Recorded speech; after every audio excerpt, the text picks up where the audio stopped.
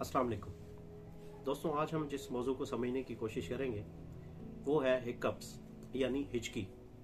हिचकी क्यों आती है, पहले ये समझने की कोशिश करते हैं। हिचकी मैदे की खराश से पैदा होती है। आमतौर पर जब कोई चीज़ खाई जाती है वो मैदे में पहुंचकर असाबी निज़ाम की किसी शाख से जब टकराती है तो असाबी निज़ाम के तहत इसमें खराश पैदा होती है।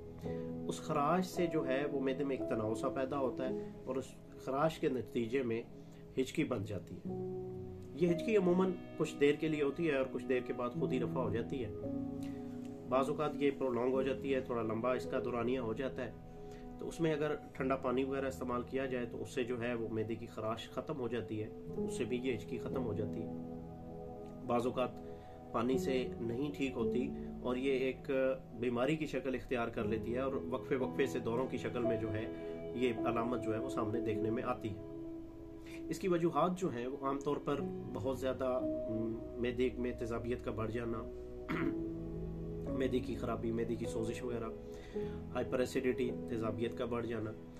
इसके अलावा अगर मैदे में कोई कीड़ा घुस जाए, कहीं खाल से या किसी नदी नाले से पानी पिया जाए तो उस सूरत में अगर कोई छोटा मोटा कीड़ा जो है वो अंदर चला जाएगा और वो मुसलसल रेंगता रहे तो उससे भी हिचकी जो है वो बन जाती है। इसके अलावा कोल्ड ड्रिंक्स वगैरह पी जाए उससे भी हिचकी की तकलीफ जो है वो देखने में आ रही है।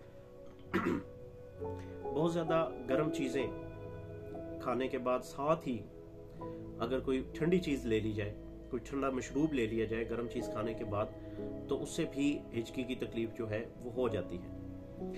हिचकी के इलाज का जहाँ तक ताल्लुक है तो उसमें जो जैसे पहले बताया कि पानी से सबसे पहले कोशिश करनी चाहिए कि मैदे की ये जो खराश है वो ख़त्म हो जाए। अगर पानी पीने से, ठंडा पानी पीने से ये तकलीफ रफा ना हो तो फिर दूध पीना चाहिए। दूध से जो है वो बहुत हद तक जो है वो हिचकी जो है वो ख़त्म हो जाती है। ठंडा दूध जो है इस्तेमाल किया जाए। अगर फिर भी ये तकलीफ रफा ना हो और अगर अलामा फिर जो हिस्ट्री ली जाए उसमें फिर उसकी वजह मालूम की जाए, वजह के मुताबिक जो है फिर उसका ट्रीटमेंट होगा।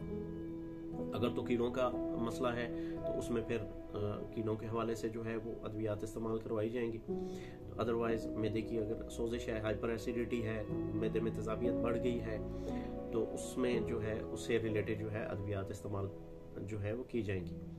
अगर ये प्रोलॉन्ग हो जाए और घर पे इन फर्स्ट एड से या जो इब्तदाई ये एड होती है उससे इब्तदाई तौर पे घर में ये जो चीज़ें इस्तेमाल करने के लिए बताई हैं, अगर इन चीज़ों से ना फ़र्क पड़े तो फिर ज़रूर अपने किसी करीब अच्छे मालिज से रुजू करें, कंसल्ट करें, डायग्नोस करवाएं और उसके मुताबिक जो है वो मेडिसिन इस्तेमाल करें। कभी भी खुद जो है वो सेल्फ मेडिकेशन की तरफ मत जाएं, खुद से मेडिसिन कभी भी इस्तेमाल ना करें।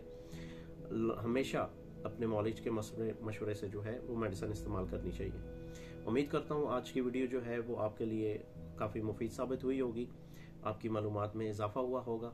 इसे शेयर करें ताकि और लोग भी इन मालूमात से फ़ायदा हासिल कर सकें और जहाँ तक मुमकिन हो इसे शेयर करते रहें ताकि ज़्यादा से ज़्यादा लोगों तक ये वीडियो पहुँचे और लोग इससे इस्तेफादा कर सकें। Thank you.